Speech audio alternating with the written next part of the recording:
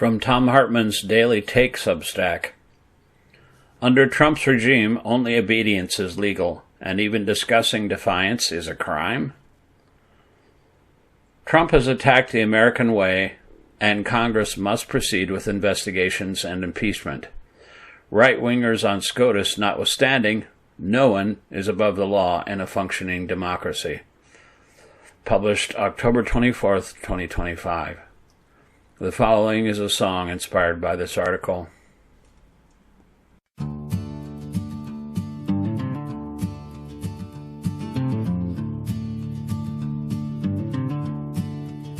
Under Trump's rule,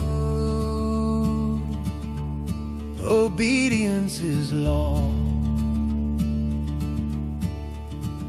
and defiance is treated like a crime. But the heartbeat of a nation won't be broken. We've stood up every single time. Fear tries to own the moment, but courage remembers how to rise. We rise up from the shadows, take our country back again, with truth as our banner, and the law our closest friend. No throne can stop a people who refuse to bow or bend.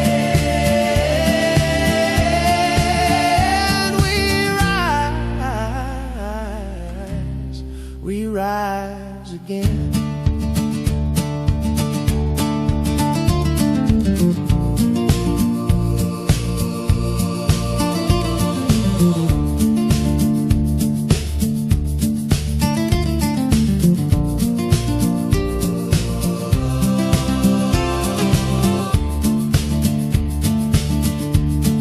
The night grows loud with thunder,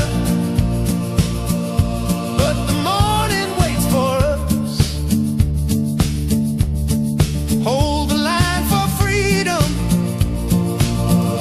we're the ones this land can trust. We rise up from the shadows, take our country back again, with justice on our shoulders, and hope that will not end. No ruler stands above us, we will not break, my friend.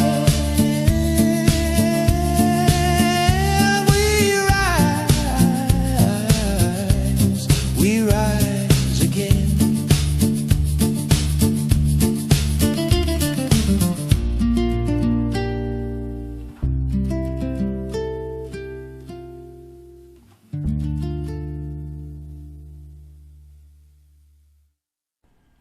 I've been feeling something unusual these past few weeks. Optimism. Not naive optimism or the kind that ignores danger, but the real kind that arrives when you see people waking up, standing up, and refusing to bow before a lawless president who believes rules are for suckers and the Constitution is a mere suggestion rather than the foundation of our republic. We're now governed by a man who treats legal limits as personal insults. Donald Trump just doesn't violate our nation's norms and laws. Like every wannabe third world tin pot dictator before him, he despises the idea that any law can constrain him at all. Trump and the spineless sycophants in his administration have rejected the entire idea of a rules-based society. He and his lickspittles are turning the presidency into a throne, trying to transform you and me into its subjects, and painting as enemies anyone who insists soldiers, sailors, Marines, and airmen, and others in government should follow the law. Under Trump's neo-fascist worldview, the only, quote, legal, end quote, act is obedience, while defiance of his whims and illegal orders is a crime. We saw this when Trump lashed out at lawmakers who reminded our military that their sworn oath is to the Constitution and not to him personally. He posted a rant about those 6 CIA and military veterans / lawmakers and wrote, quote, seditious behavior, punishable by death, end quote, in response to their message that both history and law, including military law, require soldiers to refuse illegal orders. Then he reposted a message calling them to be hanged. This wasn't a rhetorical flourish. It was Trump's declaration of war on the rule of law, something so essential that it's the basis of every democracy and civilized society in the history of throughout the world. Instead of respecting American ideals, he's sounding more like his, quote, good friend, end quote, the murderous dictator of Saudi Arabia, who's given Trump's families billions with more billions on their way.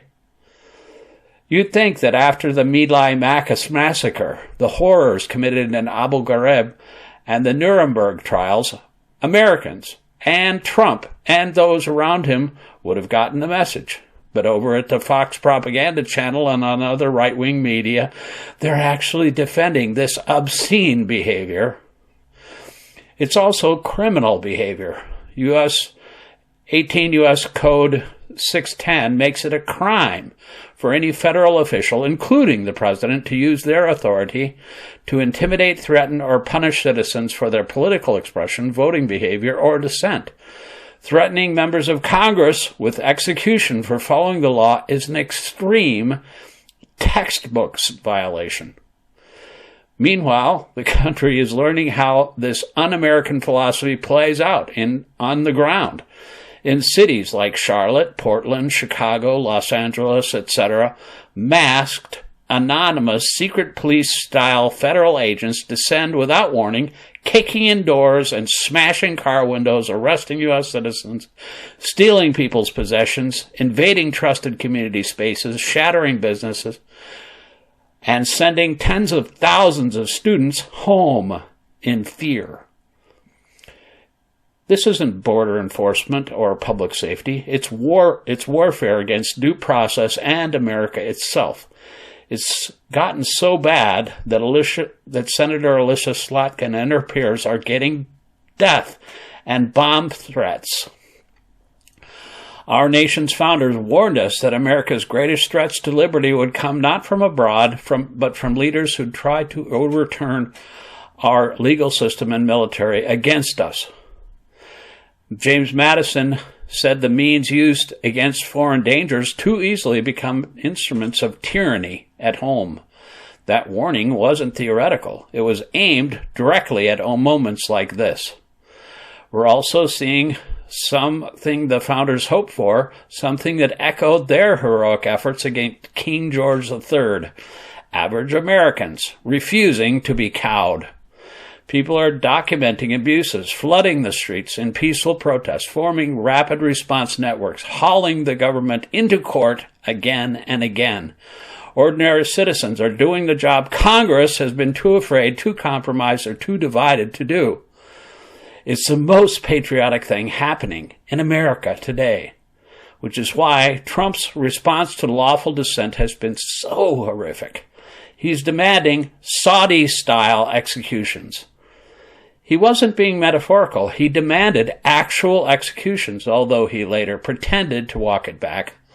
That's the language of a dictator. It's the purest expression of Trump's governing philosophy. If the law gets in his way, he simply ignores it. This isn't merely corruption. It's not even ordinary authoritarianism. It's a direct repudiation of the entire American experiment.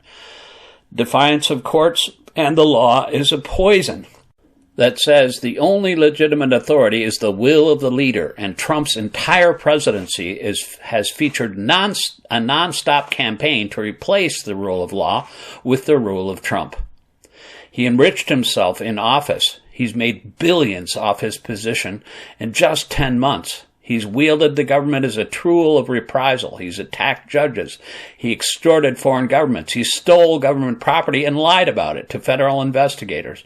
He's using public office to reward loyalists and punish critics, and now he presides over massed, unaccountable paramilitary raids that terrorize American communities. The Constitution offers a clear remedy for a president who behaves like this. Impeachment isn't a political act. It's a constitutional obligation when a president becomes a danger to the republic. And Trump crossed that line long ago. The only way to restore the rule of law is for Congress to begin impeachment proceedings immediately. Half measures are complicity. Silence is complicity. Delay is complicity.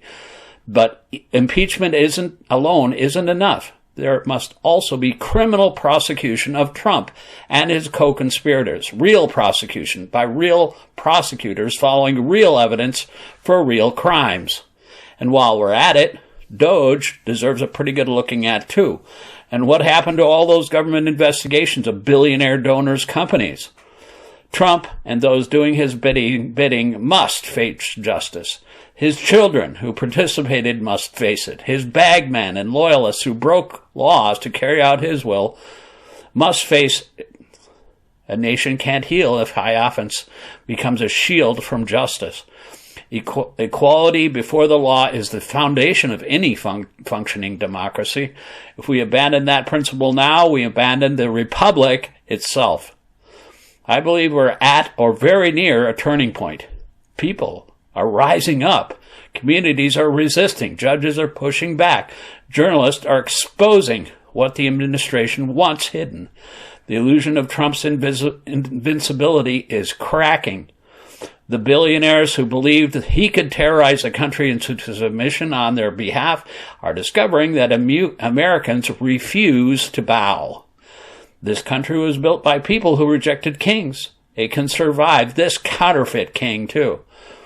But only if we act. Only if we insist that the Constitution still has meaning. Only if we refuse to let a lawless president redefine the rule of law as disloyalty.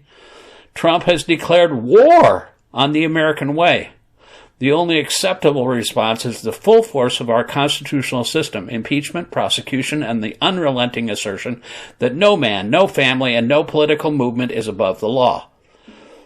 I realize the political reality is that Mike Johnson won't allow such a vote in the House and the Senate, which is now controlled by Republicans so timid and cowed by Trump that a GOP senator who's a physician is afraid to criticize Bob Kennedy. But we're only 12 months away from an election that could sweep both bodies, and we must lay the foundation now for that. That means waking up as many people as possible, share this newsletter to others, engage in groups like Indivisible, and support litigators and progressive Democrats across the board. We can do this. We just need resolve, passion, and to begin the hard work of reclaiming the American way and the American dream, as Democrats did in the 1930s and the 1960s, and both parties did to oust Nixon and imprison his cronies in the 1970s. Tag, we're it.